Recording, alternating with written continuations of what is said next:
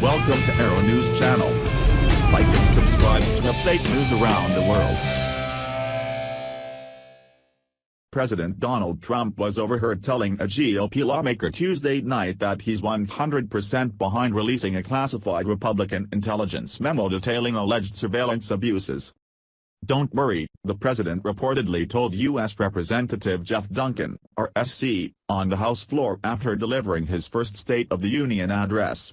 100%. Duncan asked Trump to release the memo, a controversial document drafted by U.S. Representative Devin Nunes, Republican California, chairman of the House Intelligence Committee.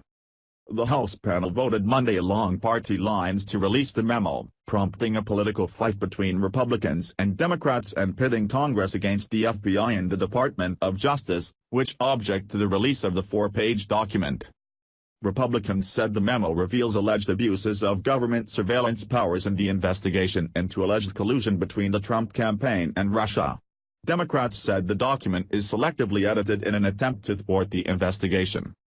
House Speaker Paul Ryan came out Tuesday in support of releasing the memo, but warned against using it to attack special counsel Robert Mueller. "This is a completely separate matter from Bob Mueller's investigation, and his investigation should be allowed to take its course," he said. Fox News confirms 2 senior FBI officials reviewed the Republican memo alleging surveillance abuses during the presidential campaign and could not find any factual inaccuracies, Chief Intelligence Correspondent Catherine Herridge reports. Ryan added that the memo shows there may have been malfeasance at the FBI by certain individuals and raised questions about whether an American's civil liberties were violated by the FISA process, referring to the Foreign Intelligence Surveillance Act, which was extended for an additional 6 years earlier this month. The Justice Department called the Republican staff memo's release unprecedented and reckless. Assistant Attorney General Stephen E. Boyd wrote in a January 24 letter that though we are currently unaware of any wrongdoing relating to the FISA process, we agree that any abuse of that system cannot be tolerated.